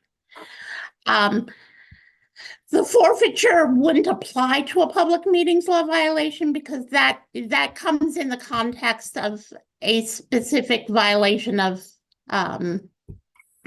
the ethics laws. For example, when you have had someone who stole $2 million from a city, they do. Now they are in prison, and so they had to pay that money back a whole different way, but the commission can assess an additional penalty, an additional civil penalty. So in an ethics case, they could impose a civil penalty for the violation of the statute. And if the person used their position to steal money from the government or something, they can add an additional civil penalty, which is what the forfeiture applies to. For public meetings law, it is only up to $1,000.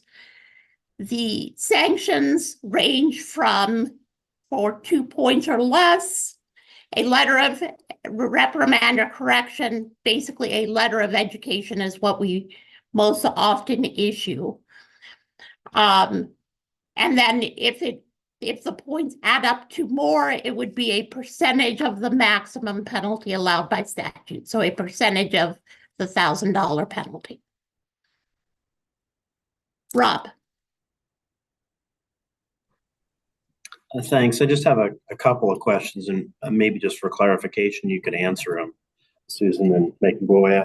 And maybe just the way I printed out or whatever, but on an existing language underneath where you inserted inadvertent violations, it says advice sought and followed prior to violation. And then it's got agency, and at least my print, agency, council, OGAC, and then 3 equal signs, and then -1, -2, -5. Can you tell me how those line up and how that works? And then I probably have a question after you do that, but let me see how that works. There should be an extra space between the -1 and the -2. So if the public official was following if they asked their agency in advance of the violation and they were following the advice their agency or public body gave them, we would deduct a point. Okay. If they asked, the 2 points should be for the agency council. Okay. So if they asked their city attorney and the city attorney said, do it this way, then they would get a 2-point deduction. If they asked OGAC and got advice from us and we said, do it this way, they would get a 5-point deduction. Got it. Okay. It was just mine. Then lining it up didn't quite work in my head. I would just say, just as a comment, I think if OGAC gives advice and people follow OGAC's advice, it should be a -21 plus. I think, no, I'm serious. I think OGAC can find confined to a letter of reprimand at most if people are actually following OGEC advice. That is true under the statute. So right. OGEC can only give advice, is giving advice under 280, 282, and 284. And those all basically provide that if someone acts in good faith reliance on OGEC's advice, OGEC cannot be giving a civil penalty. Right. So at most, give a letter. I don't know why you -5 in there. It should be minus max or something like that. Is all I'm saying. Just comport with the statute. Anyway, I'll just throw that out there. And then my other question on table B, is there not an option, and maybe OGEC never uses this, is there not an option for like no action? We just acknowledge this happened, but it's not even worthy of sending a letter of reprimand. Is there ever a no action? The no action would be a dismissal. I mean, there have been times, I think, when they dismiss it because it's just not, it's de minimis or whatever. Or they feel that that the person has already learned. Should that be reflected in table B is what I'm asking somehow.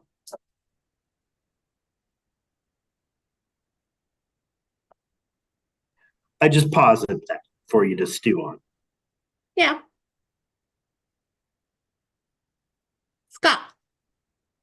So I actually wrote part of the safe harbor statute back in 2009 when we did the re-reforms of the ethics reforms from 2007, which was a fascinating chapter of my career that I will write a book on someday.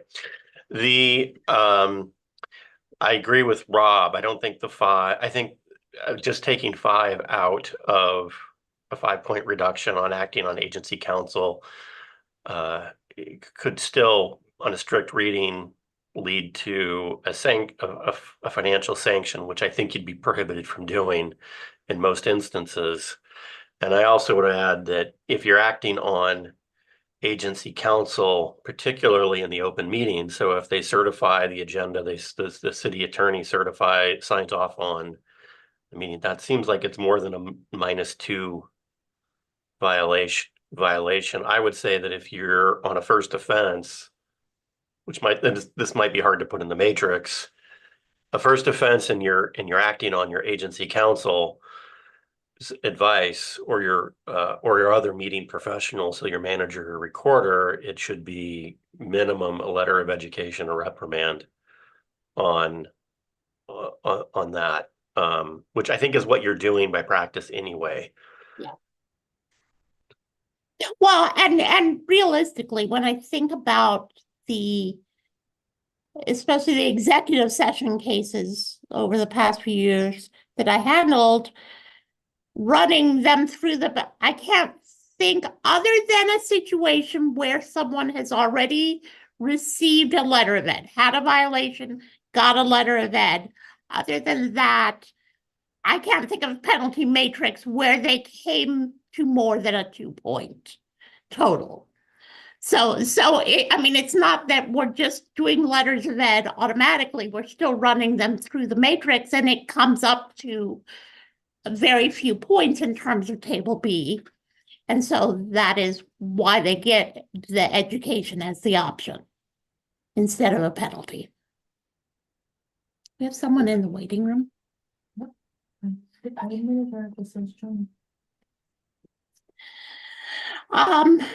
But okay, and I will revisit the OGEC thing, because I do see the point about, the safe harbor provisions.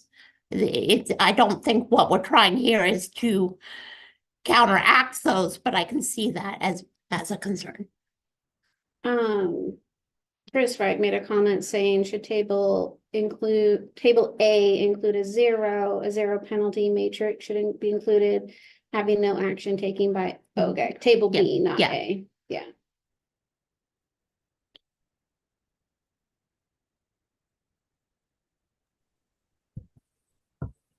And that could allude to the fact that if there are no points ended up, if they're taken away, that it does end up in a no action taken. Yeah.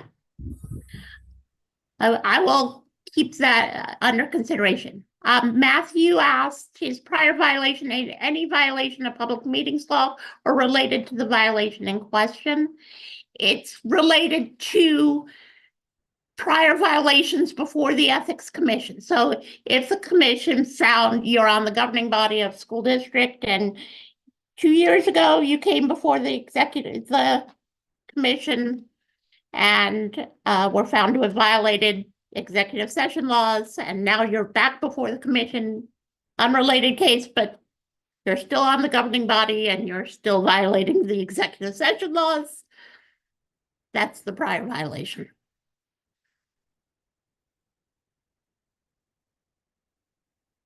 Thankfully, doesn't happen very often. Occasionally, not often.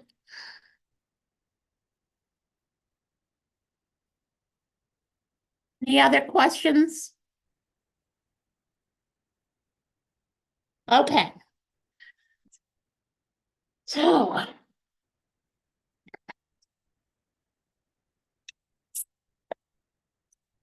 next steps. So we will send out survey. I would encourage anyone with additional questions, comments, suggestions, etc., to send either an email or respond to the survey with suggestions. The plan is to give me time to go through all of the suggestions made so far, rewatch these videos, as painful as that will be, and meet with my counsel and work on the language of the rules and bring them back to you on July 8th. And if necessary, July 15th, for hopefully coming up with rules that may not make everyone happy, but don't give anyone a heart attack. So in the meantime, if you have suggestions, comments, or thoughts, email us or send them in response to the survey, okay? And you can always reach out to me directly if you need to. All right, I appreciate everyone being here. Thank you. I'll let you guys go a little early. All right. Thank you, Susan. You're welcome. Thanks, thanks, Susan.